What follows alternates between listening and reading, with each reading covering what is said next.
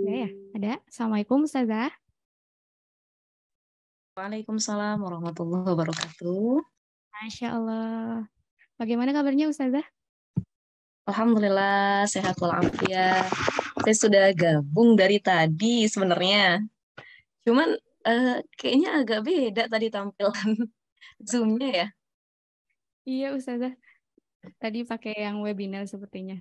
Oh, Insya Allah, siap, senang siap. sekali nih hari ini saya bisa menyapa Ustazah secara langsung. Biasanya lihat di TV atau ngikutin di Instagram aja, sekarang bisa langsung menyapa. Masya Allah.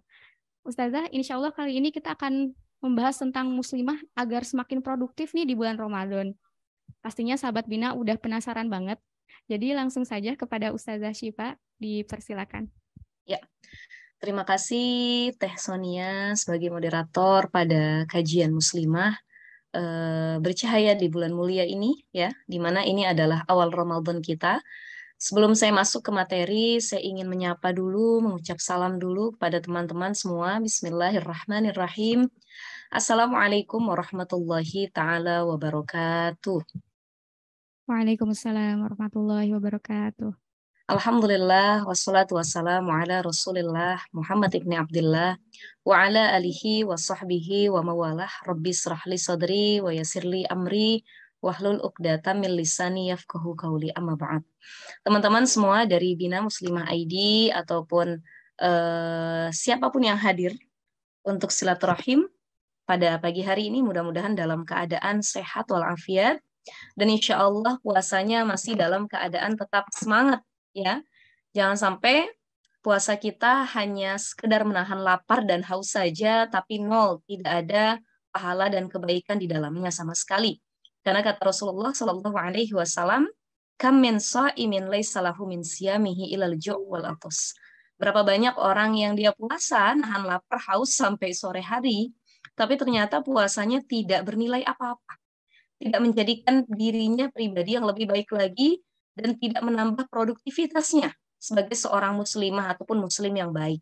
Ya, jadi yang harus kita pahami bersama bahwa dua hal yang harus kita jaga selama bulan suci Ramadan, yaitu menjaga diri untuk tidak membatalkan puasa secara zohir dan menjaga diri untuk tidak membatalkan pahala puasa. Ada orang yang secara zohir dia tidak batal puasanya dari pagi sampai malam, tapi secara pahala dia sia-sia, tidak mendapatkan pahala sedikit pun. Maka apa saja yang menghilangkan pahala puasa kita, teman-teman? Karena sekarang kita bahasnya tentang produktivitas. Khususnya seorang muslimah di bulan Ramadan itu bagaimana bentuk produktivitasnya? Bagaimana sih bentuk pengabdian terbaiknya, amal terbaiknya ketika di bulan suci Ramadan? Jangan sampai kita menjadi orang yang hanya sekedar ikut-ikutan puasa saja, ikut-ikutan tarawih saja, ikut-ikutan menyemarakkan Ramadan saja, tapi kita tidak mendapat pahala atau kebaikan sama sekali.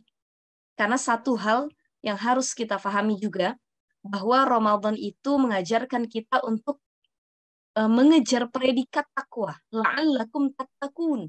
Untuk menjadi takwa itu harus punya modal tertentu. Kalau kata Imam Ali radhiyallahu an, beliau itu adalah sepupu Rasul, Ali bin Abi Thalib. Plus Ali ini adalah mantunya Rasul, karena Rasul punya anak namanya Siti Fatimah. Siti Fatimah nikah dengan Sayyidina Ali. Apa kata Ali bin Abi Thalib? Ciri orang bertakwa. Ada 4 ciri urgensi orang yang bertakwa. Pertama, al-khawfu bil jalil. Orang yang bertakwa itu dia selalu takut kepada Allah dalam tindakan perilaku apapun yang sedang dia lakukan. Puasa. Mungkin secara zahir kita tidak batal, bisa menahan makan, minum, tidak berjima antara pasangan dengan suami istri gitu ya. Kemudian lagi tidak muntah, itu kan hal-hal yang membatalkan puasa. Tapi ternyata secara pahala, kita sudah membatalkan pahala puasa kita. Jadi takut kepada Allah itu penting, apalagi di bulan suci Ramadan. Kita sekarang berada di zaman digital, di mana semua mudah untuk diakses ya. Nih anak-anak Gen Z, generasi milenial, mereka adalah generasi yang kadang menjadi job seeker, job creator ya, orang yang suka bikin konten atau menikmati konten yang ada, atau menjadi pekerja yang akhirnya membuat satu konten, dan kita lupa ketika kita sedang menikmati konten atau digital yang sedang kita garap nih ya, tidak masalah untuk aktif di ranah digital, apalagi di bulan suci Ramadan. Selama hal tersebut yang kita lakukan, kita selesaikan adalah hal-hal positif. Nah, banyak akhirnya yang ketika sedang fokus bekerja, membuat konten atau dakwah gitu dengan media sosialnya, tapi ternyata banyak hal-hal yang mengganggu pemandangan matanya. Ya, kalau memang menurut kita itu mengganggu pahala puasa kita, buru-buru di swipe, buru-buru di scroll. Ya, karena kata Rasulullah, pandangan terhadap sesuatu yang indah, pandangan pertama itu adalah nikmat. Sedangkan pandangan kedua adalah laknat. Jadi yang pertama nikmat dan rahmat, kita nggak sengaja ngelihat cowok ganteng, itu nikmat dari Allah, karunia. Tapi pandangan selanjutnya itu adalah laknat. Kenapa? Karena pandangan selanjutnya disitulah setan mulai bergabung dengan syahwat kita. Beliau membisikkan A, B, C, D, E, F, G, dan lain sebagainya. Maka tadi kata moderator, teteh-teteh nonton drakor lagi bulan puasa. It's okay, nggak apa-apa, silahkan. Dengan catatan, filmnya tersebut tidak mengandung unsur-unsur yang sekiranya bisa membatalkan pahala puasa kita. Ustazah, saya nonton Blackpink, BTS, atau hal-hal yang menyangkut Korea-Korea dan lain sebagainya ya. Saya tuh ngefans banget Ustazah, tapi pakaian mereka terbuka semua. Kadang-kadang saya ngelihatnya suka istighfar gitu ya, astagfirullahaladzim. Ya makanya kalau begitu ya dihindarkan dulu. Dihindarkan dulu di bulan puasa. Ya pintar-pintarlah kita memanage diri kita sebagai seorang muslimah yang baik. Bagaimana bukan hanya di bulan suci Ramadan, tapi di bulan-bulan yang lainnya kita pintar untuk bisa memfilter mana yang harus kita tonton, mana yang menjadi tuntunan kita, mana yang sekiranya layak untuk menjadi hiburan bagi diri kita. Dan ini ternyata pengaruhnya luar biasa buat keberlangsungan hidup kita. Jadi apa yang kita tonton, itulah yang akan menjadi kebiasaan kita. Kalau yang sering kita tonton adalah kajian, tausiah, qiraatul Quran, ya, murotal Quran, atau hal-hal positif yang sekiranya bisa memberikan insight positif buat diri kita, maka itu berpengaruh juga. Tapi kalau yang kita tonton adalah hal-hal yang sudah menyalahi aturan Allah, hal-hal yang bisa membatalkan pahala puasa kita, maka itu juga membuat puasa kita tidak bernilai sedikit pun di mata Allah Subhanahu wa taala. Maka kata Rasulullah Shallallahu alaihi wasallam bilang gini, khamsun yuftirna shaim. Ada 5 hal yang membatalkan puasa seseorang. Apa hal tersebut? Yang pertama al-ghibatu, ngomongin orang. Gibah ini teman-teman, Masya Allah, salah satu dosa yang daya rusak sosialnya itu luar biasa. Jadi gibah ini bukan hanya merusak orang yang bergibah, tapi juga orang yang digibahi. Rusak nama baiknya. Kadang kita kalau lagi gibah itu nggak sadar. Memang gibah itu kalau mau diartikan itu kayak makanan, kriuk, renyah gitu. Jadi ngomongin keburukan orang itu begitu nikmat. Dan ternyata kebiasaan ini seringkali masuk sampai ke bulan suci Ramadan. Padahal kita berpuasa dan kita tidak ingat. Ya, akhirnya kita bergibah. Jadi banyak orang yang berpuasa ketemu sama temennya, baik itu sedang kajian ataupun yang lainnya, tanpa disadari dia bergibah. Kata temennya, nggak boleh gibah. Kenapa? Ini Ramadan. Banyak salah kita juga. Tapi benar, ini fakta. Ini tanggung kalau nggak disampaikan, benar gitu. Nah ini kalau kalau terjadi hal demikian, ini jadi reminder penting buat kita. Banyak dari kita yang ketika asik bergibah sudah dinasehati, tapi malah kita mempengaruhi orang yang menasehati kita. Akhirnya kita membuat satu forum namanya MGF, Majelis Gibah Forever, gitu ya. Dimanapun kita gibah, ketemu siapapun kita gibah, dan itu bisa menghilangkan pahala puasa kita. Yang kedua, apa? An-namimah, adu domba. Buka dua, ya. Ada udang di balik batu. Di sini ngomong A, di sini ngomong B. Di depan baik, di belakang tidak baik. Nah, itu adu domba. Maka orang yang adu domba itu salah satu orang yang pernah dikisahkan Rasul. Saya teringat begini. Rasul pernah jalan waktu itu dengan para sahabat yang lain lewat satu tempat pemakaman, TPU, tempat pemakaman umum ya. Cuman bedanya kalau pemakaman di daerah Mekah Madinah itu berbeda dengan di Indonesia. Kalau di Indonesia, TPU itu menjadi tempat angker, tempat hantu berkumpul menurut orang-orang Indonesia ya. Jadi Indonesia ini kalau bicara misteri, pasarnya paling laku. Di setiap daerah punya hantu tersendiri, nama-nama dan sebutannya masing-masing. Tidak dengan di Jazirah Arab, Arab Saudi, kuburan di sana itu nggak jadi tempat angker, apalagi ditakuti, ya. Malah jadi tempat untuk mengambil ibrah, pelajaran bahwa ternyata next kita nggak tahu kapan kita juga akan menyusul, akan mati, masuk ke dalam alam barzah tersebut. Ketika itu Rasul lewat dengan para sahabat, Rasul terdiam berhenti. Tepat Rasul terdiam itu di antara dua kuburan. Kemudian Rasul ambil pelepah kurma, dibelah dua, ditancapkan kedua kuburan tersebut. Ditanya oleh para sahabat yang lain, wahai Rasulullah, apa yang kau lakukan? Kenapa engkau tancapkan dua pelepah kurma, dibelah dua, ditancapkan di atas kuburan tersebut? Kata Rasul bilang, sesungguhnya yusabbihu lillahi ma fis samawati wa ma fil ard. Semua yang ada di muka bumi ini bertasbih. Baik itu ikan yang mulutnya dia itu sebenarnya lagi tasbih, subhanallah, alhamdulillah, wala ilaha illallah, wallahu akbar gitu ya. Pohonan, tumbuhan, mereka bergoyang, daunnya kita rasa mungkin ketiup angin, padahal sedang bertasbih. Goyangan daun pohon itu semua sedang bertasbih kepada Rabb-nya. Termasuk pelepah kurma yang berasal dari pohon kurma. Kata Rasul, karena pelepah kurma ini rajin bertasbih kepada Rabb-nya, Allah Subhanahu wa taala, maka aku tancapkan untuk meringankan jeritan dan dosa yang sedang berkecamuk pada dua orang yang dikubur ini. Jadi mereka lagi disiksa dengan siksaan yang sangat berat. Kata para sahabat mengatakan, ya Rasulullah, apa sebenarnya siksaan yang sedang dirasakan oleh dua orang yang ada dalam kuburan tersebut? Kata Rasulullah Shallallahu Alaihi Wasallam, yang pertama, golongan pertama ini kana la yastatiru minal baul. Mereka adalah orang yang tidak benar, tidak baik, tidak sempurna dalam istinja atau ceboknya. Jadi ladies, wahai kaum perempuan, hati-hati ya. Alat vital kita beda dengan laki-laki nih kalau kita masuk secara fikih, maka perempuan itu lebih dominan banyak mengandung najis kuman, berkumpulnya kotoran di dalamnya. Itulah kenapa kalau kita istinja cebok jangan asal-asalan. Maka penting untuk belajar fikih dari bab toharoh. Khususnya bagi seorang perempuan ada fikih wanita, fikhul mar'ah gitu ya.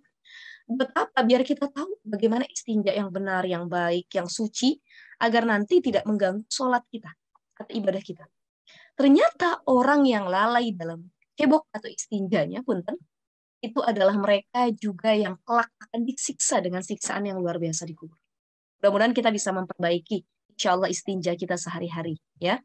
Yang kedua apa? Kata Rasulullah, fa'amal akhir karena yamshi bin namimah. Golongan kedua adalah golongan yang rajin adu domba. Jadi suka dia tuh bikin pertikaian. Dia suka si A itu berantem sama si B. Dia suka hubungan si A itu kacau dengan si B. Ini orang yang rajin adu domba. Dan namimah itu juga membatalkan pahala puasa. Mudah-mudahan Allah hindarkan kita dari perilaku tersebut. Apalagi yang membatalkan pahala puasa, wal kadzibu, dusta, bohong. Ini juga menjadi penyebab batalnya pahala puasa kita. Apalagi wan nazru bisyahwat, memandang sesuatu dengan syahwat, apalagi punten, mohon maaf, kalau sampai buat laki-laki khurujul mani, keluarnya air mani itu bisa membatalkan pahala puasa. Dan juga perempuan. Kalau perempuan sampai khurujul mani, keluarnya air mani, itu juga membatalkan pahala puasa. Wal yaminul kadzibah, sumpah palsu. Kamu puasa ya? Enggak, demi Allah katanya. Demi Allah. Demi Allah saya puasa, tidak batal puasa saya. Kalau dia sudah bersumpah palsu, maka itu bisa membatalkan pahala puasa kita. Kenapa banyak orang yang akhirnya puasanya tidak menjadikan dirinya lebih produktif? Menjadikan dirinya tidak menjadi pribadi yang lebih baik lagi. Kenapa banyak orang berpuasa cuman ju'wal atos yang dia rasakan, lapar, haus, sudah. Tidak menjadikan dirinya pribadi yang lebih takwa lagi kepada Allah. Dan sehingga dia menjadi orang yang melakukan 5 hal tadi.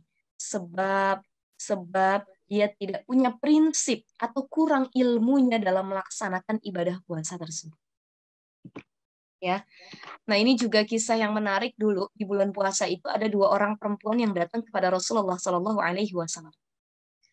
Mereka bertemu dengan orang-orang terdekat Rasul, kemudian mengadu, wahai para sahabat Rasul, tolong sampaikan kepada Rasul, kami pengen batalin puasa.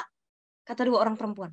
Karena kami merasa sangat lapar dan haus yang tidak tertahankan dan dikhawatirkan kami bisa mati. Baik, katanya. Disampaikan kepada Rasul, Dan sampai di hadapan Rasul, Rasul menyuruh para sahabat yang lain untuk mengambil satu wadah. Kata Rasul, letakkan wadah itu di depan dua perempuan ini. Maka Rasul mengatakan kepada dua perempuan ini yang datang, wahai dua orang perempuan yang kalian ingin untuk membatalkan puasa, silahkan muntahkan. Muntahkan apa yang sekiranya tidak enak dalam mulut kalian. Dimuntahkan oleh dua orang perempuan dan keduanya muntah bersamaan. Apa yang keluar? Yang keluar dari mulutnya adalah muntahan daging busuk yang baunya sangat menyengat. Ini dalam Dalilus Sa'il yang dijelaskan ya terkait cerita ini. Kemudian para sahabat mengatakan, wahai Rasulullah, kenapa mereka bisa memuntahkan daging busuk itu? Kata Rasul, sebab mereka sedang berpuasa, kemudian dari mulutnya mereka menggibahkan orang lain.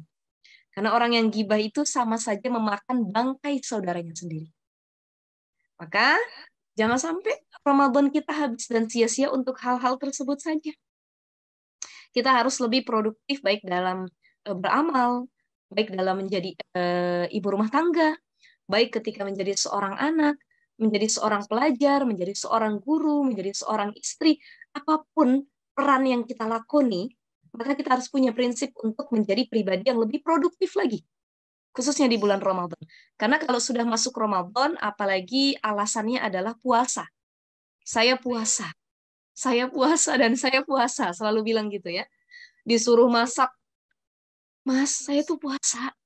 Tolong dong, saya tuh lemes banget. Akhirnya nggak mau. Disuruh ngurus anak. Saya tuh puasa.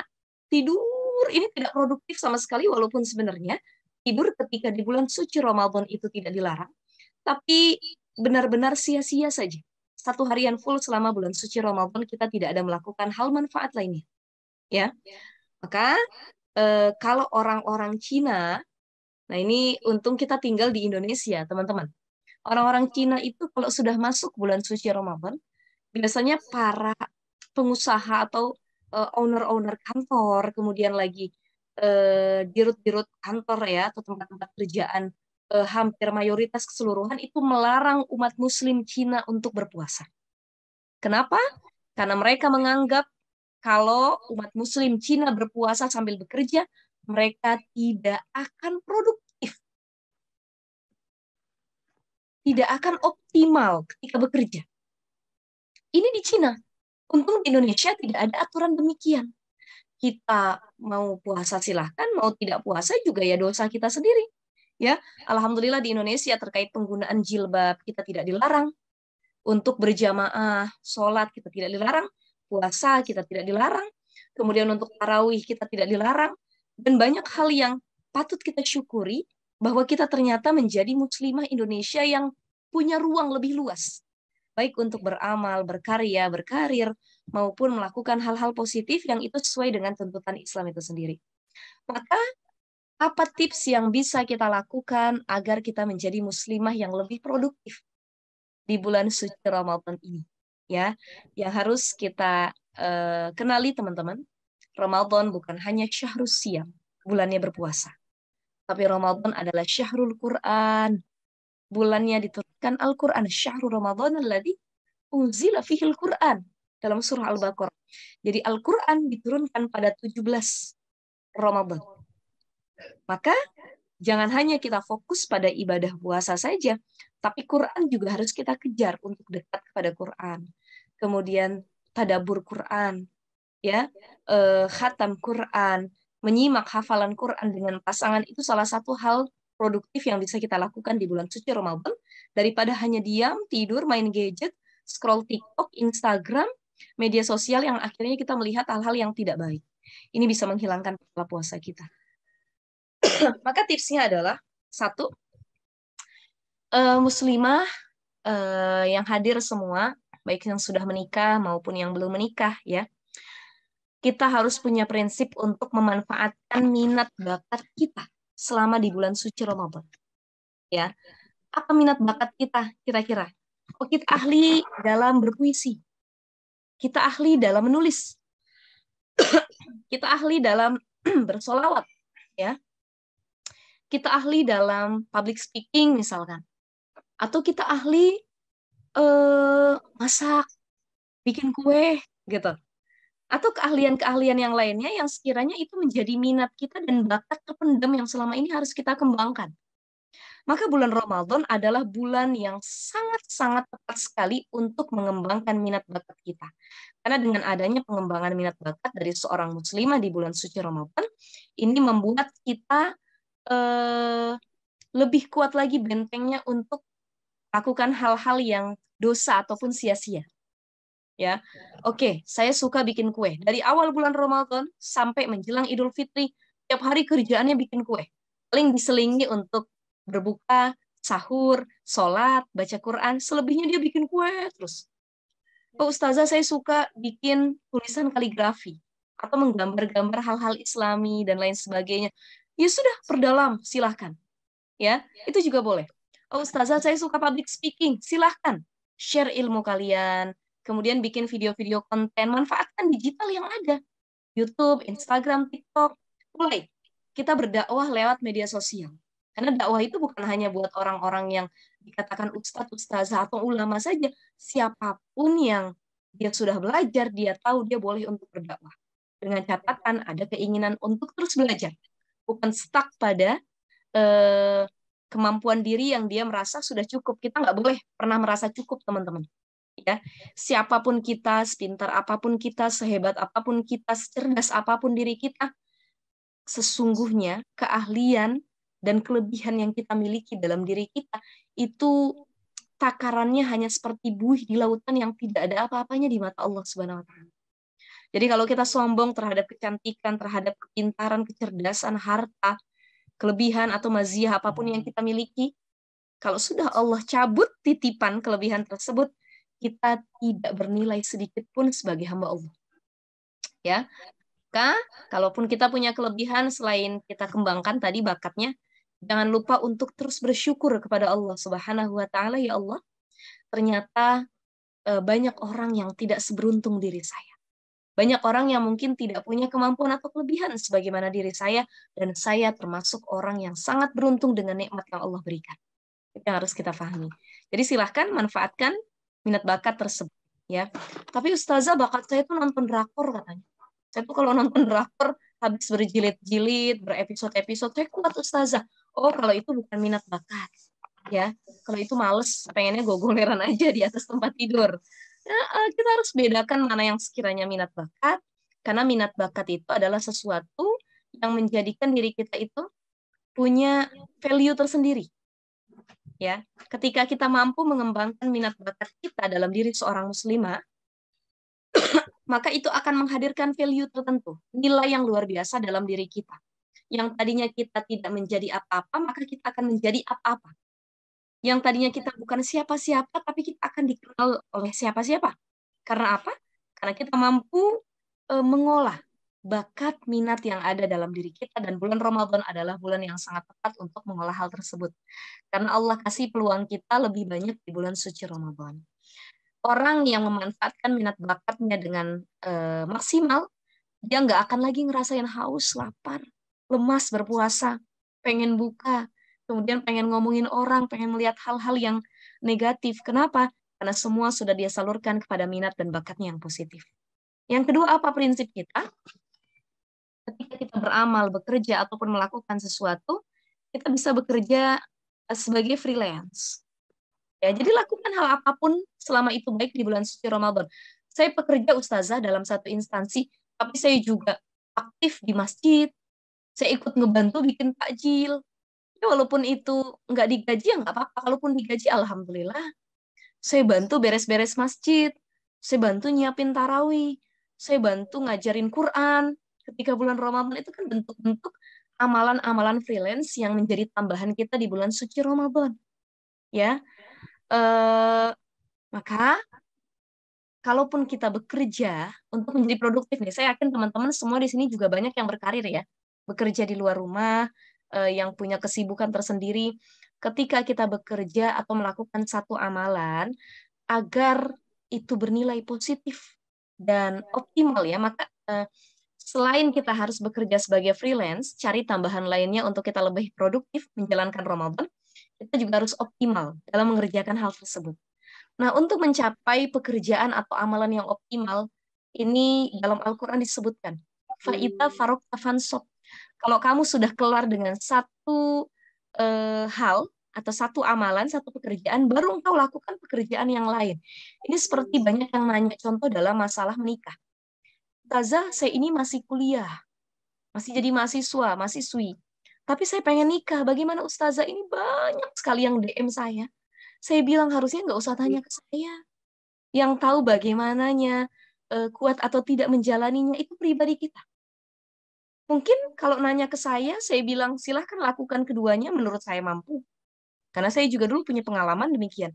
Tapi kalau saya kasih masukan itu kepada yang lain, ternyata dia sudah jalani, ternyata tidak mampu, dia bilang, aduh gimana sih ini Ustazah Syifa? Ngasih masukan suruh nikah sambil kuliah, tapi ternyata ini berat. Loh, makanya saya nggak pengen bilang, silahkan lakukan keduanya. Saya cuma ingin sampaikan sebagaimana yang dikatakan dalam Al-Quran, فَإِذَا فَرُقْتَ فَانْصُبْ. Kalau kamu sudah kelar dengan satu hal, kamu sudah fokus terhadap satu hal, dan satu hal itu sudah kelar, baru kamu lanjutkan kepada hal yang lainnya. Sekarang Anda kuliah, jadi mahasiswa, mahasiswi. Pengen nikah, Ustazah. Oke, kalau kamu merasa tidak sanggup kuliah sambil menikah, kelarin dulu kuliahnya. Ambil prestasi sebanyak-banyaknya. Kalau sudah kelar kuliahnya, silahkan mau nikah langsung pun boleh. Ya, tapi Ustazah saya mampu kok kuliah sambil nikah. Itu oke, silahkan. Lanjut, jalan langsung. Ya, tapi jangan sampai jadi penyesalan karena kita butuh effort yang luar biasa, teman-teman, untuk menjalankan dua hal dalam satu waktu. Jadi ibu, jadi istri, jadi mahasiswi. Itu perjuangannya harus maksimal. Belum bikin tesis, belum bikin skripsi, belum bikin makalah, presentasi, bikin tugas. Kemudian ada tugas-tugas lainnya di luar kampus. Terus kita harus nyuci baju suami, nyetrika baju suami, ngurusin anak. Ini dua hal yang kalau ditanya harus disandingkan atau tidak, yang tahu jawabannya adalah diri kita sendiri. Tapi kita harus ingat terus kepada ayat ini yang menjadi prinsip faida farokta fansok. Kita disuruh untuk jadi orang yang produktif, bukan orang sibuk. Beda sibuk sama produktif. Mohon maaf teman-teman, mohon doa mudah-mudahan batuk saya cepat hilang, ini sudah 2 minggu ya. Mudah-mudahan sehat walafiat kita semua. Apa bedanya orang sibuk dengan produktif? Kalau orang sibuk itu semua hal dia lakukan. Tapi ternyata tidak menjadikan dirinya lebih baik lagi. Contoh gini, kita jadi seorang istri, jadi seorang ibu, ya, jadi seorang pekerja, jadi guru juga, jadi ini, itu, dan lain sebagainya. Semua hal kita kerjain. Tapi kita merasa nol, kosong. Karena yang kita kerjakan yang penting sibuk, yang penting kelar, tetapi tidak memberikan efek manfaat sedikit pun bagi diri kita. Itu sibuk namanya. Tapi yang kedua ada orang produktif. Produktif ini nggak semua dia lakukan. Cukup 1-2 hal atau maksimal 3 hal yang dia lakukan, tapi dia fokus di dalamnya, sehingga ini akan terus melahirkan manfaat-manfaat yang akan datang. Jadi tinggal pilih mau jadi orang yang produktif atau orang yang sibuk. Kalau sekedar sibuk, maka itu tidak bisa memberikan hal manfaat lainnya kepada kita. Ya. Tapi kalau jadi orang produktif, biarpun hanya satu hal yang sedang kita fokusi, tapi agar tidak sia-sia, dan Ramadan ini menjadikan saya orang yang lebih kuat lagi untuk melawan setan dan hawa nafsu. Apa yang harus saya lakukan tadi? Dari freelance tadi ya, kerjaan-kerjaan tambahan, dan itu bernilai pahala di bulan suci Ramadan. Kemudian yang ketiga adalah berinovasi. Ramadan adalah bulannya inovasi. Kalau kita jadi seorang perempuan, maka pahala di bulan suci Ramadan itu begitu banyak. Kita nggak mampu puasa, mungkin karena haid, nifas, menyusui, ataupun hamil, tapi ada pahala lain yang bisa kita lakukan. Menyiapkan makanan sahur dan berbuka untuk suami dan anak-anak atau keluarga besar kita, itu pahala yang luar biasa. Dulu Asma binti Abu Bakar datang kepada Rasulullah SAW. Rasul lagi kumpul sama para sahabat. Asma tiba-tiba dengan lantangnya mengatakan, ini suara hati para muslimah lainnya. Nggak ada yang berani mengatakan kepada Rasul, tapi Asma berani. Aisyah pun tidak berani. Kata Asma bilang, ya Rasulullah, aku ingin interupsi, ibaratnya pengen ngeluh gitu. Kenapa sih wahai Rasul, yang dapat pahala jihad itu cuma laki-laki? Kenapa laki-laki ini boleh berperang, tapi perempuan nggak boleh ikut berperang. Kan kita juga pengen, wahai Rasul, mati syahid. Kita pengen dapat pahala jihad, dapat gelar syahid tersebut. Rasul yang sedang duduk dengan para sahabat kemudian menoleh ke para sahabat tersebut. Rasul tertawa, kemudian sahabat yang lain pun tertawa. Akhirnya Rasul menjawab pertanyaan dari Asma binti Abu Bakar tadi. Siapa Asma itu? Asma ini adalah kakak dari Aisyah radhiyallahu anha. Jadi Asma itu kurang lebih adalah iparnya Rasulullah, putrinya Abu Bakar As-Siddiq. Kata Rasul bilang gini, wahai Asma binti Abu Bakar, memang perempuan tidak boleh berperang. Perempuan tidak bisa ikut medan perang. Tetapi jangan salah sangka. Bukan hanya laki-laki yang mendapat pahala jihad dan syahid saja, tapi perempuan juga punya peluang untuk mendapatkan pahala syahid dan jihad di jalan Allah Subhanahu wa taala. Ya. Kenapa? Kata Rasul, karena pahala jihad dan syahid bisa didapatkan oleh perempuan ketika dia berada di dalam rumahnya. Ketika dia mampu menjadi seorang istri yang taat, ketika dia mampu menjadi madrasatul ula, sekolah terbaik bagi anak-anaknya, ketika dia mampu menjadi bintun solihah, putra kebanggaan bagi kedua orang tuanya, inilah pahala syahid yang akan dia dapatkan sebagaimana orang berperang di medan perang. Kata Rasulullah. Maka wahai Asma, baktimu kepada suamimu, menyiapkan makanan, menyiapkan pakaian, mengurus rumah tangga, atau mengurus anak-anakmu, andai kata wafat, maka wafatmu pun syahid. Perempuan dikatakan syahid juga ketika dia melahirkan, dia wafat. The struggle of life, berjuang demi hidup. Antara hidup dan mati seorang perempuan itu mengalami ketika fase melahirkan. Ternyata wafat, maka wafatnya pun bernilai syahid atau bernilai jihad di jalan Allah Subhanahu wa taala. Ya. Maka ini yang bisa kita lakukan. Wahai kaum perempuan, di bulan Ramadan adalah bulan yang memumpuk pahala. Terutama buat seorang muslimah. Kita membahagiakan hati suami, anak dengan memberikan makanan terbaik. Makanya muslimah yang produktif itu masuk bulan suci Ramadan, dia langsung searching. Langsung dikumpulkan, punya pembukuan, planning. Kira-kira hari pertama masak apa? Sahur apa, buka apa? Hari kedua apa, hari ketiga apa? Oke, Sabtu Minggu makan di luar, ditraktir suami. Tapi dari Senin sampai Jumat, kita harus punya perhitungan kira-kira menu apa yang menjadikan keluarga kita lebih semangat untuk berbuka maupun sahur. Dan itu semua pionirnya adalah seorang ibu ataupun perempuan. Ya, banyak sekali pahalanya. Jadi jangan takut bagi yang haid, bagi yang nifas, dengan melayani pasangan, melayani anak kita, menyiapkan makan, berzikir, mendengarkan tausiah, ikut kajian, itu salah satu hal yang bisa menambah produktivitas kita sebagai seorang muslimah yang ibadah di bulan suci Ramadan. Jadi ibadah di bulan Ramadan bukan hanya tentang puasa ataupun Quran saja, lebih dari itu memberikan takjil berbuka, menyiapkan sahur, itu juga termasuk ibadah di bulan suci Ramadan. Ya. Jadi maka kenapa orang yang masuk bulan Ramadan mereka banyak yang kurang produktif? Karena tidak adanya self awareness, kesadaran diri dalam hati dan pikirannya bahwa ternyata dia harus punya prinsip yang tadi dalam menjalani Ramadan. Harus berinovasi, harus mencari pekerjaan-pekerjaan freelance yang kira-kira mengisi waktu luangnya untuk tidak bermaksiat, dan kemudian dia harus memanfaatkan bakat dan minatnya. Oke, di awal Ramadan, teman-teman semua silahkan masak sebanyak-banyaknya, seenak-enaknya. Ya, yang belum nikah juga terus latihan masak, biar nanti nggak kaget kalau udah punya suami, tiba-tiba ya kita cuma bisa masak tempe doang, goreng telur doang, masak mie saja. Kan kaget juga suaminya, kesian tiap hari dimasakin Indomie aja sama telur gitu ya. Takutnya sakit lambung juga. Maka belajar dari sekarang. Mumpung masih single, terus berlatih, terus belajar bagaimana menjadi ibu yang baik.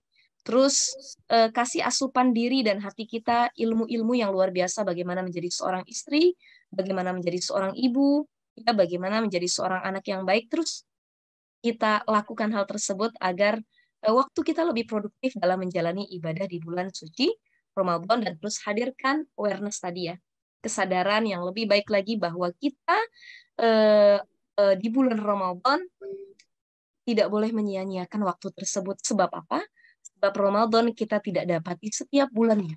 Maka kebiasaan para sahabat adalah kalau sebelum bulan Ramadan, 6 bulan sebelum memasuki bulan Ramadan, sahabat itu terus berdoa kepada Allah. Sebagaimana doa yang sering kita baca.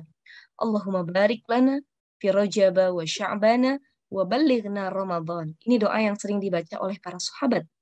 Selepas Ramadan, para sahabat itu kerjaannya adalah muhasabah diri. Untuk apa? Bermuhasabah terkait Ramadan yang telah ditinggalkan kemarin, kira-kira lebih banyak amal ibadah atau maksiat di dalamnya. Sudah menjadikan dirinya orang yang bertakwa atau tidak. Nah, ini hal-hal yang dilakukan oleh para sahabat, termasuk untuk menahan lisan kita. Karena Ramadan akan menjadi Ramadan yang tidak produktif tatkala kita salah dalam berucap atau menggunakan lisan kita. Ada menarik sekali teman-teman, sebelum saya akhiri. Abu Bakar As-Siddiq dengan Umar bin Khattab itu punya kebiasaan yang unik. Mereka itu takut sekali berbicara menyakiti orang lain ataupun bergibah. Akhirnya apa yang dilakukan? Kebiasaan Abu Bakar As-Siddiq adalah sehari-hari dia mengulum atau mengemut batu di mulutnya. Ya, dan dia keluarkan batu itu kalau cuma sholat, sedang mengaji, baca Quran, zikir, berbicara dengan Rasul dan para sahabat, atau berbicara tentang hal yang manfaat. Tapi kalau selebihnya, beliau mengulum atau mengemut batu di mulutnya. Sampai Abu Bakar Siddiq itu berdoa, ya laitani kuntu akhrusu illa an dzikrillah. Ya Allah, aku berharap lisanku ini bisu.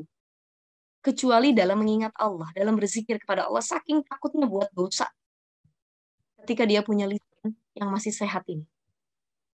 Jadi nanti boleh teman-teman, kalau selepas bulan Ramadan, kalau Ramadan jangan ngemut batu ya. Apalagi ngemut permen. Kenapa? Biar nggak ngomongin orang ngemut permen. Nah, itu batal puasanya.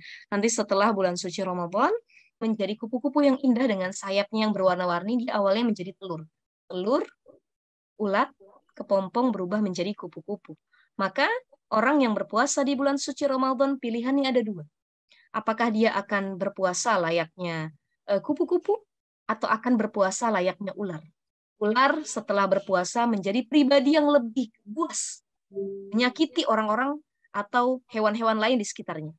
Tapi kupu-kupu setelah dia berpuasa, dia menjadi sosok yang semakin indah dan dikagumi oleh siapapun yang melihatnya, baik dengan sayapnya, warnanya, ataupun yang lainnya. Maka pilih yang mana? Apakah selepas Ramadan kita akan menjadi kupu-kupu yang indah? Sebab akhlak kita semakin bagus, ibadah kita semakin meningkat, kedekatan kita kepada Allah semakin baik. Itulah puasa memberikan impact yang luar biasa untuk kita menjadi bagaikan kupu-kupu indahnya. Tapi kalau ada orang selepas Ramadan sedekahnya makin pelit, gibahnya makin lancar, ya, kemudian lagi sholatnya makin bolong-bolong, makin ditinggalkan, amalan-amalannya pun makin tidak dikerjakan, pribadinya menjadi lebih buruk lagi, makin menyakiti orang-orang di sekitar, maka kurang lebih puasa dia itu berimpact bagaikan ular. Yang semakin dia puasa, semakin buas dan menyakiti orang-orang di sekitar. Insya Allah mudah-mudahan kita seperti kupu-kupu. Puasa kita di tahun ini dan tahun-tahun yang akan datang. Terima kasih, mungkin akan saya kembalikan kepada moderator. Silahkan. Masya Allah. Luar biasa sekali tadi dari Ustazah Syifa ya. Jangan sampai kita puasanya seperti ular nih teman-teman sahabat Bina, tapi harus jadi seperti kupu-kupu yang akhirnya indah. Masya Allah. Insya Allah nanti akan ada sesi tanya jawab. Ustazah boleh ya? Silahkan. Untuk sahabat Bina yang ingin bertanya, diutamakan yang raise hand terlebih dahulu ya. Mangga kepada yang ingin bertanya, boleh raise hand.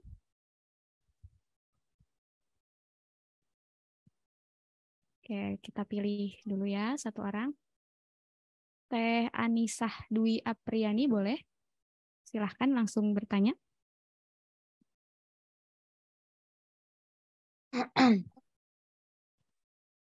Assalamualaikum, Ustazah. Waalaikumsalam warahmatullahi wabarakatuh. Saya Nisa dari Majalengka. Saya bertanya, Ustazah, perihal pernah mendengar sebelumnya kalau misalkan wanita gitu di hari Ramadan itu dia haid gitu. Terus ada tuh sedikit kekecewaan. Kok saya haid sih, gitu kan? Saya kan lagi pengen banget berjuang Ramadan gitu ya, Ustazah. Nah, terus apakah di situ ada barangkali dalil atau hadis yang menyertakan bahwa sama seperti pahala yang saum, yang siam, atau memang di hal lain pahalanya gitu? Terima kasih, Ustazah. Ya, Itu aja. baik. Ya, Waalaikumsalam. Saya langsung jawab ya, Mbak Teh Sonia ya. Ya, Waalaikumsalam warahmatullahi wabarakatuh. Ketika ada seorang muslimah, dia pengen nih full ibadah di bulan suci Ramadan, baik tarawihnya dia ikut, sahurnya dia ikut, bukanya juga ikut, sampai puasanya juga full ya. Tapi kan itulah salah satu kelebihan seorang perempuan Allah kasih. Kita dikasih dispensasi, dikasih rukhsah ya, rukhsah untuk istirahat nih dalam beribadah. Karena Allah tahu beban perempuan itu luar biasa. Dari mulai ngurus anak, suami, dan lain sebagainya, maka ada fase haid disebutnya. Lalu ada nggak hadis yang sekiranya amalan lain yang bisa kita lakukan dan itu bernilai pahala puasa? Nah, yang saya tekankan lagi, teteh-teteh semuanya, bahwa Ramadan itu sekali lagi bukan hanya syahrus siam, bukan hanya bulannya berpuasa, tapi juga syahrus sodakoh, bulannya bersedekah. Syahrul Quran, bulannya Quran. Oke, Quran, baca Quran kita nggak bisa lagi haid. Puasa kita nggak bisa. Tapi sedekah kita bisa. Itu juga amalan yang pahalanya besar sebagaimana puasa di bulan suci Ramadan.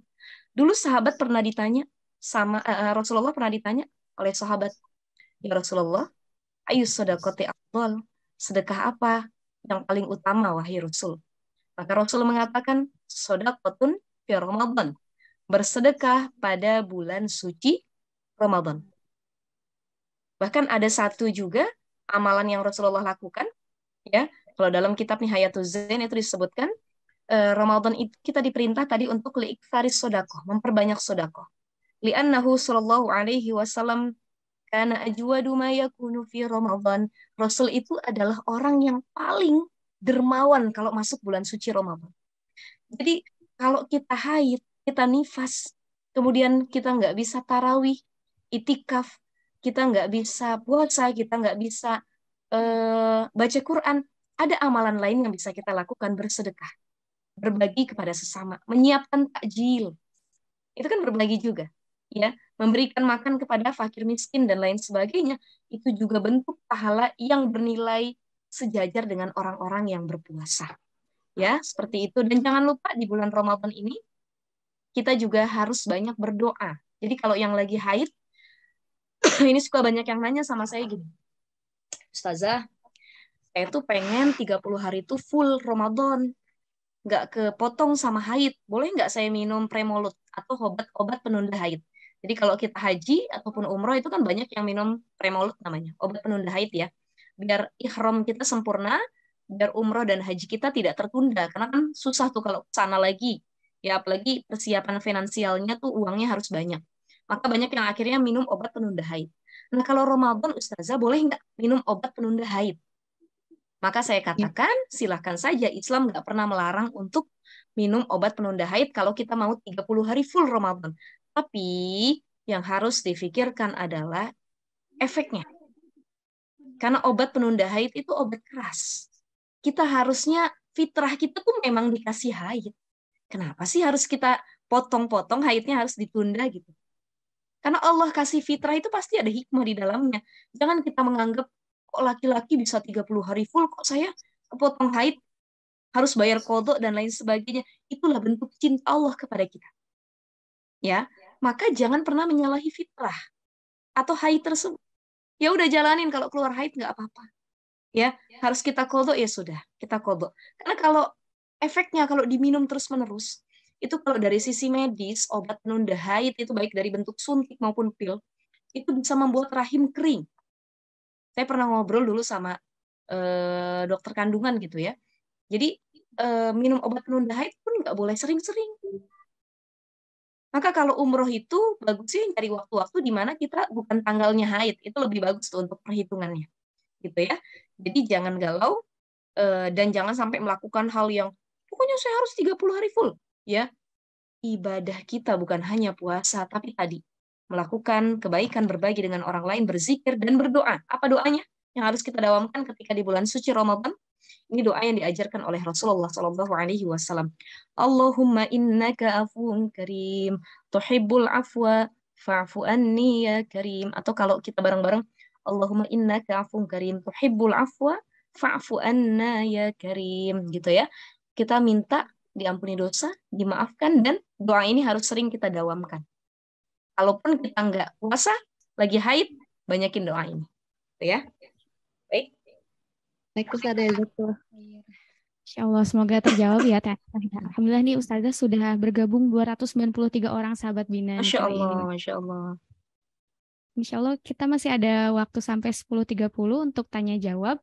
Jadi dari yang Q&A dulu ya Ustazah ya sebelum ke teman-teman yang raise hand. Boleh dibantu untuk ke atas operator di Q&A-nya. Ya, nah ini.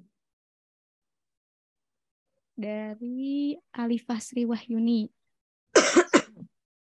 Katanya nih Ustazah berkaitan dengan tadi kan minat bakat. Bagaimana cara menemukan potensi terbaik atau cara meningkatkan produktivitas? Karena kadang semangatnya tuh hanya di awal katanya gitu Ustazah. Mungkin juga banyak sahabat Bina yang masih bingung nih. Aduh aku minat bakatnya di mana gitu. Mungkin dari Ustazah ada tipsnya untuk menemukan potensi terbaik dalam diri kita gitu.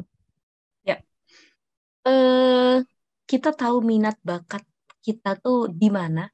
Itu ketika kita bisa masuk di satu perkumpulan, organisasi, ataupun circle tertentu. Ya, misal kita masuk di satu kelompok yang mereka itu orangnya tuh suka sholawatan, suaranya bagus. Kita ikutan dan kita nih sebenarnya punya potensi tersebut. Ketika kita gabung kok asik ya, kok makin meningkat semangat saya, dan ternyata ada masukan dari orang lain. Jadi untuk menemukan potensi terkait minat bakat kita juga perlu masukan dan saran dari orang-orang sekitar. Maka jangan pernah menyepelekan saran tersebut. Misal gini, kita bingung. Aduh, saya ini lebih bakat di mana ya? Menulis, membuat puisi, bikin novel, cerpen, atau tulisan-tulisan ilmiah dan lain sebagainya. Nah, kita tulis dulu. Kita tulis dulu karya tersebut.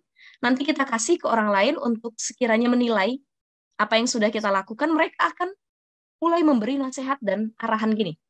Wah, kamu nih kayaknya lebih cocok nulis novel. Karena asik loh tulisan kamu nih.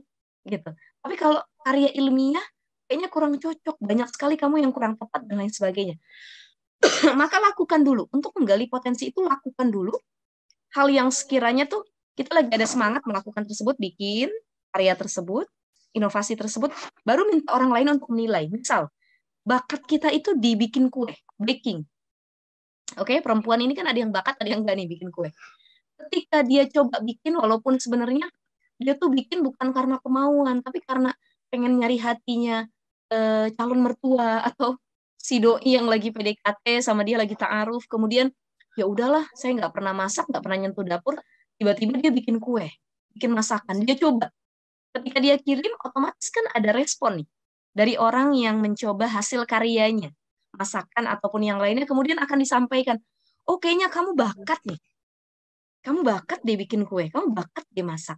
Jadi butuh ada ekspresi dulu, butuh ada hasil dulu, baru kita sampaikan ke orang lain, nanti orang lain itu bisa menilai dan kasih masukan. Kayaknya kamu bagusnya di bidang ini deh, kayaknya lebih cocok gitu.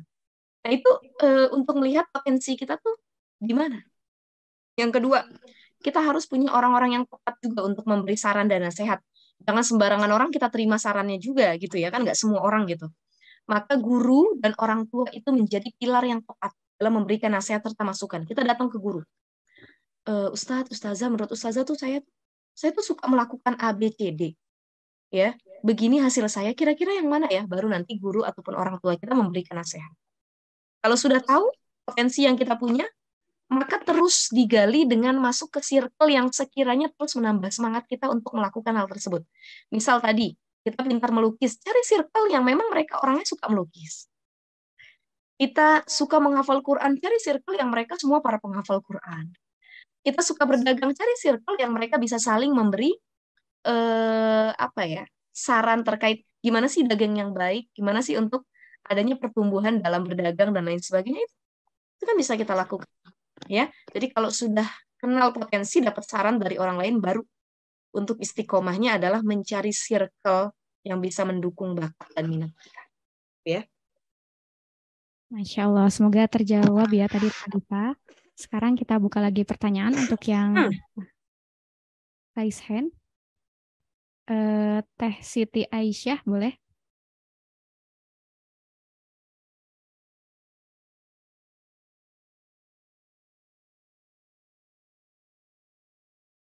Boleh langsung di open mic, Teh Siti Aisyah.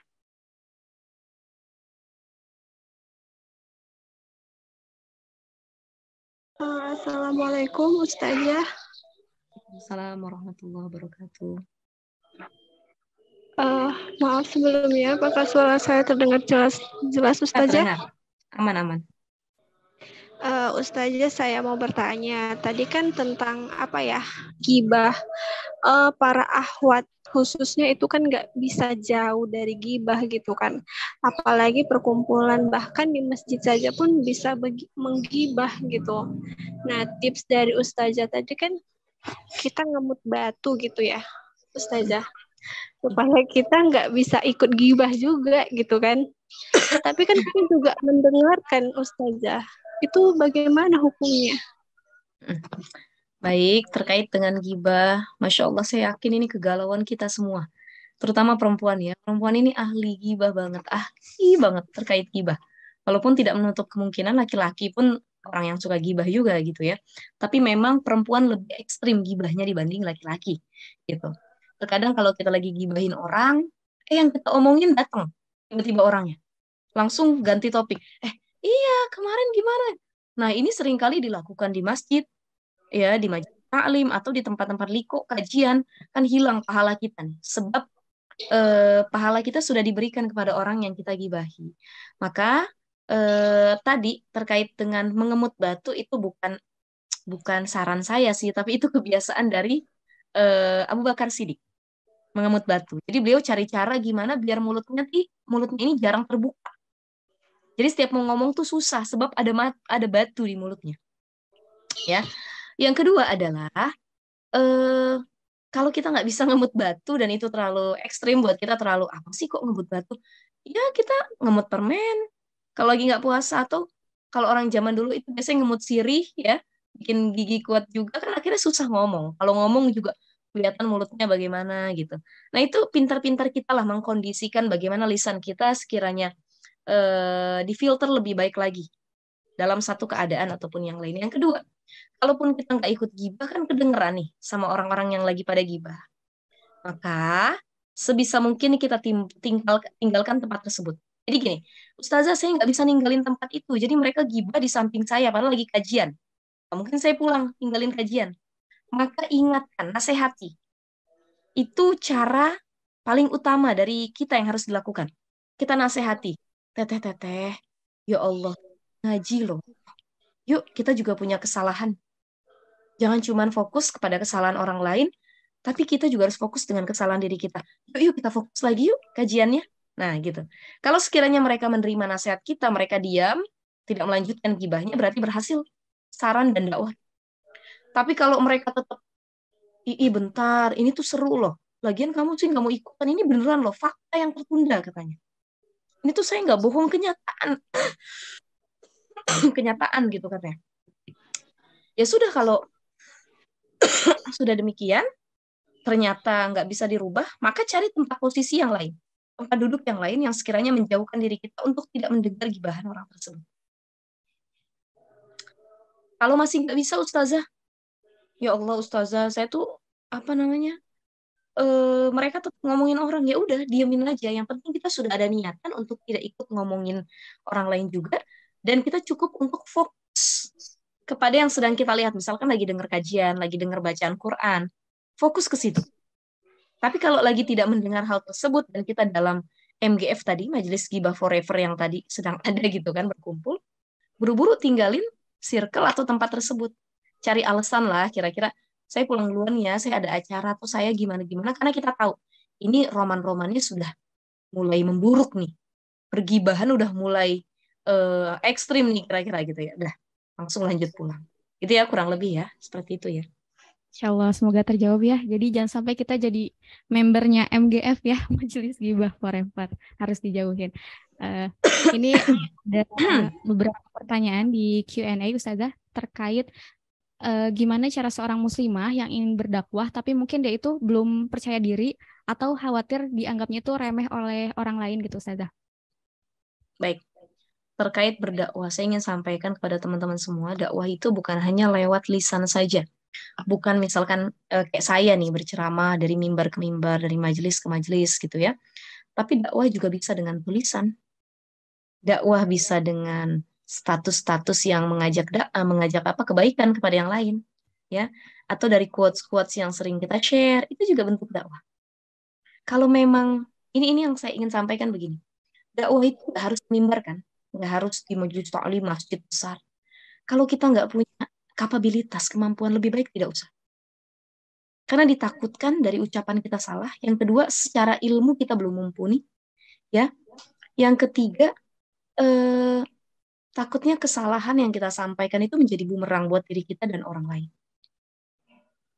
Maka saya juga nggak setuju sama orang yang, mohon maaf, punten sekali. Ini mungkin jadi reminder juga buat saya. Yang dia baru ngomong sedikit, pintar public speaking, tapi sebenarnya secara keilmuan tuh masih jauh sekali. Ya belajar pun dia otodidak, belajar pun dia tidak langsung dari rujukan referensinya. Ya, secara ilmu alat nahu sorof pun dia nggak bisa baca kitab atau kitab kuning ya, referensi para ulama, memahami tafsir Quran dan lain sebagainya, tapi ujuk-ujuk dia jadi penceramah, ujuk-ujuk dia jadi pendakwah. Ini banyak sekarang berkeliaran di media sosial. Baik kita temukan di TikTok, Instagram yang dia siapa sih dulu kok tiba-tiba jadi pendakwah. Ada yang mungkin kayak gini tiba-tiba jadi pembicara, ya boleh saja. Selama yang dia dakwahi, dia ucapkan adalah hal-hal yang untuk motivasi gitu ya. Misalkan dia motivasi ngasih info perjalanan hidupnya tuh kayak gini, biar lebih dekat sama Allah tuh kayak gini, boleh. Tapi kalau sekiranya yang sudah bahas terkait fikih, tafsir, hal yang lebih fokus lagi gitu. Nah ini kita nggak boleh sembarangan nyari guru atau belajar. Misalkan kayak tadi Hidayat, Ustaz Abdul Somad, itu kan Masya Allah secara keilmuan. Tapi kita tiru dalam perkara-perkara yang memang harus ada dalil yang sohinya. Kayak fikih, tafsir, kemudian akidah, dan lain sebagainya. Tapi kalau sekedar motivasi, it's okay, nggak apa-apa. Kita terima dakwah dari siapapun itu. Ya, karena banyak sekarang orang yang cita-citanya jadi pendakwah, tapi dia tidak berusaha semaksimal mungkin untuk belajar. Nah, memang belajar tidak ada limitnya, tidak ada batas waktunya. Maka yang harus kita pikirkan adalah jangan cuman karena kita pintar berbicara saja, kemudian ujuk-ujuk saya jadi pendakwah, tidak. Jadi pendakwah juga tanggung jawabnya luar biasa. Dia harus baca buku, dia harus buka lagi kitab-kitab, dia harus buka lagi Al-Quran, hadis, dan lain sebagainya. Sebelum berbicara dia harus persiapan. Ini mudah-mudahan jadi pelajaran teman-teman buat kita semua. Saya juga kalau ngisi dakwah nih misalkan, suka pada nanya, Ustazah tuh gimana sih belajar bla bla bla bla dan lain sebagainya. Saya bilang, bukan karena saya hebat, bukan karena saya alim ataupun yang lainnya, tidak. Tapi satu yang saya lakukan, kalau saya mau berdakwah baik offline ataupun online, saya bikin persiapan. Entah itu baca buku dulu, saya bikin catatan. Kenapa? Agar yang saya omongkan itu ada jalurnya gitu. Nah, ini kan penting untuk persiapan dakwah di publik tempat umum gitu ya, di ranah publik tersebut. Jadi dakwah itu bukan cuman mimbar tuh mimbar, tapi kita berdakwah kepada pasangan itu dakwah. Kepada keluarga terdekat kita ngingetin sholat itu dakwah. Ya. Oke, teman-teman, kalaupun kita tetap ustazah, pokoknya saya tuh hebat public speakingnya, saya tetap pengen jadi ustazah, pengen tetap jadi penceramah, gimana? Boleh, dengan catatan terus belajar, terus membaca, dan terus perdalam keilmuan. Yang satu lagi, jangan lupa punya guru. Ya, gitu. Jadi, kayak misalkan seorang pendakwah, seorang pembicara, jangan dianggap sama teman-teman tuh dia ngasih tausiah aja, tidak. Dia juga ada satu momen, yaitu belajar sama gurunya. Dia juga butuh asupan. Ketika dia ngasih asupan ruhani sama orang lain, dia juga butuh asupan dari orang lain, yaitu guru-gurunya. Maka penting mencari guru, punya guru, dan dawam kita belajar sama guru kita ketika kita berdakwah ada. yang ngingetin kita. Ya, kurang lebih seperti itu ya. Masya Allah. Sekarang mungkin untuk yang mau raise hand, boleh. Teh Syifa Fatihatul Mubarakah. Bismillahirrahmanirrahim. Ustazah, apakah suara saya terdengar? Ya. Bismillahirrahmanirrahim. Izin bertanya sebelumnya Ustazah terkait muslimah di bulan suci Ramadan. Yang kita tahu bahwa seorang muslimah itu di hari-hari biasa pun dia lebih baik untuk sholat di rumah daripada di masjid. Nah, sedangkan dalam 10 hari terakhir di bulan Ramadan itu ada itikaf, Ustazah. Nah, bagaimana sih cara seorang muslimah itu mendapatkan malam Lailatul Qadar tersebut, sedangkan lebih baik dia diam di rumah daripada dia ke masjid, Ustaz. Terima kasih. Ya. Memang dalam ayat Quran disebutkan waqarna fi buyutikunna. Perempuan itu lebih utamanya sholat di dalam rumahnya. Dan tempat paling utama untuk ibadah perempuan di dalam rumah adalah di kamarnya sendiri. Tetapi ulama tidak melarang. Kalau perempuan mau tarawih atau dia mau itikaf ke masjid, silahkan. Ulama nggak pernah melarang kok. Dengan catatan tidak menjadi sumber fitnah. Kalau sudah punya suami, dapat izin dari suaminya.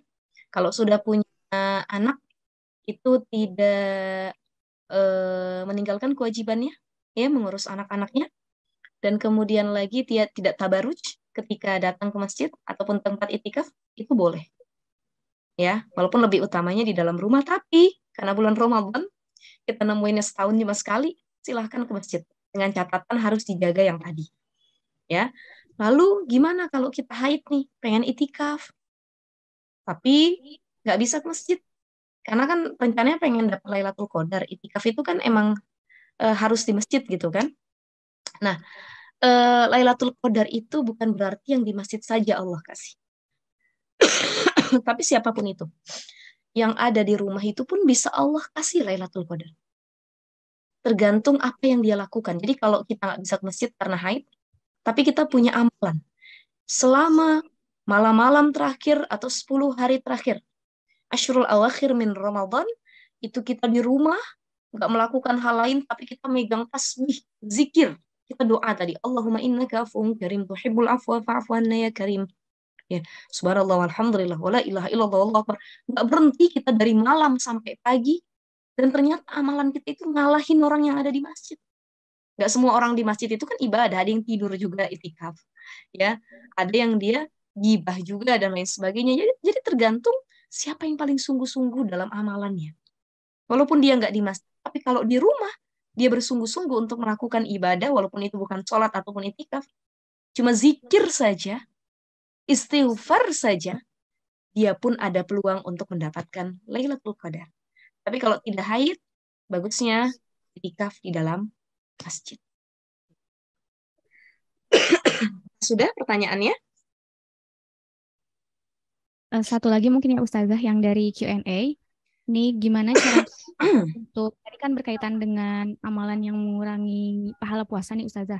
Gimana ketika kita merasa mengetahui sesuatu dan merasa lebih baik dari orang lain, gimana cara untuk mengatasinya gitu Ustazah? Ya. Jadi kata Imam Bakar Al-Muzani begini, cara kita bergaul dengan orang lain itu bisa nih kita realisasikan tips dari beliau gitu ya. Idza ra'aita man huwa akbaru minka. Kalau kamu melihat orang yang lebih tua daripada dirimu gitu, fakul maka katakanlah sabaqani bil imani wal amalis shalih. Orang ini lebih mendahuluku dalam hal iman dan amal soleh. Walaupun ternyata secara keilmuan lebih kita gitu ya, mohon maaf ya, kita yang lebih muda mungkin secara keilmuan lebih hebat dibandingkan orang tua yang ada di hadapan kita, tapi tetap belajar untuk tawadhu itu dianjurkan. Jadi kata Imam Bakar Al-Muzani, pahamilah bahwa jadikan prinsip dalam diri kita bahwa orang yang lebih tua yang kita temui, mereka adalah orang yang lebih banyak amal dan pengalaman hidupnya. Kenapa? Karena mereka lahir duluan. Wa idza ra'aita man huwa asgharu minka. Itu kalau buat laki-laki, atau perempuan asgharu minki. Idza ra'aiti, man huwa asgharu minki, kalau kamu melihat seseorang yang lebih muda, lebih kecil dari diri kamu, ya, lebih junior, fakul, maka katakanlah, sabaqtuhu bil ma'asi. Sesungguhnya ya Allah, aku ini lebih banyak maksiat dan dosa daripada anak yang muda ini. Kita usia 25, ketemu sama anak yang usia 20, 17 tahun. Ya, jangan merasa, sok banget nih kok dia lebih pintar dari saya. Tidak. Kenapa? Yang harus kita lakukan adalah belajar untuk lapang hati. Kalau tadi disuruh belajar tawadhu, kalau sekarang disuruh untuk belajar lapang hati. Jadi, saya mungkin tidak lebih baik dari yang muda ini. Kenapa? Karena saya lahir ke dunia lebih dahulu, dan saya yakin dosa dan maksiat lebih banyak yang sudah saya lakukan dibanding anak muda ini. Kalau kita punya prinsip demikian, maka rasa keakuan, kesombongan, kepaling benar di antara yang lain itu akan pupus sedikit demi sedikit. Kalau kita mau merealisasikan hal yang tadi. Dan sifat keakuan ini pertama kali muncul dari iblis. Makanya orang yang sombong, orang yang sifat akunya itu tinggi sekali, itu berawal dari ajaran iblis. Di mana dia nggak mau sujud sama Nabi Adam kala itu. Khalaqtani min nar wa khalaqtahu min tin, kata iblis. Manusia, si Adam ini cuma diciptakan dari tanah. Aku diciptakan dari api, lebih mulia aku, wahai Allah. Ya, maka akhirnya iblis fakana minal zalimin, termasuk golongan yang zalim. Karena beliau sudah melanggar ketentuan dari Allah dan merasa sombong, timbul akunya, padahal dia sama-sama makhluk yang Allah ciptakan. Ya, sujudnya pun bukan maksudnya menyembah kepada Adam, tapi sebagai sujud kepada Allah atas rasa syukur bahwa ada makhluk lain yang punya kelebihan luar biasa Allah kasih. Gitu. Ya, paling tidak seperti itu, teman-teman. Mudah-mudahan kalau kita berpikir lebih positif, kalau ketemu yang tua kita lebih tawadu, kalau ketemu yang muda kita lebih legowo, ya. Insya Allah kalau diamalkan, mudah-mudahan kita bisa mengikis sedikit demi sedikit rasa aku ataupun merasa paling benar di antara yang lainnya. Gitu ya. Masya Allah. Semoga terjawab ya sahabat Bina semua. Tadi kita udah tanya jawab banyak banget nih. Mungkin sebelum sesi Ustazah Syifa berakhir, ada closing statement dulu dari Ustazah Syifa. Baik teman-teman sekalian, mudah-mudahan Allah jadikan kita para muslimah yang produktif di bulan suci Ramadan ini. Ya, hadirnya sifat kesadaran dalam diri kita, kesadaran yang begitu besar bahwa Ramadan adalah bulannya untuk lebih produktif, terutama produktif dalam hal ibadah, produktif dalam bekerja, dan produktif dalam mengembangkan minat bakat, kemudian lagi hal-hal positif yang ada dalam diri kita. Maka ibadah, maka bekerja itu adalah ibadah, ya, bukan hanya sholat puasa, tapi mencari nafkah di bulan Ramadan itu juga ibadah, ya, melakukan hal-hal baik, berbagi itu juga adalah ibadah. Optimalah dalam beribadah dan bekerja, itulah yang disebut dengan orang-orang yang produktif, sehingga dia mampu memberikan manfaat untuk orang-orang di sekitarnya. Jangan sia-siakan puasa kita, dan jangan sampai puasa kita hanya menahan lapar dan haus saja, tapi bagaimana pahalanya juga ikut terkumpul di dalamnya, sebab kita sudah memanfaatkan Ramadan dengan sebaik mungkin. Kurang lebih itu. Masya Allah, jazakallah Ustazah atas ilmunya yang sudah dibagikan. Masya Allah ya, banyak banget tadi kita menyerap ilmu dari Ustazah. Semoga Ustazah juga lekas sembuh ya Ustazah ya. Amin, amin, insya Allah. Insya Allah, alhamdulillah. Jazakillah khair Ustazah. Nah teman-teman sahabat Bina, jangan kemana-mana karena masih ada sesi berikutnya nih ya. Insya Allah kita akan membahas tentang Safiyah binti Muthalib, Sri Kandi Islam.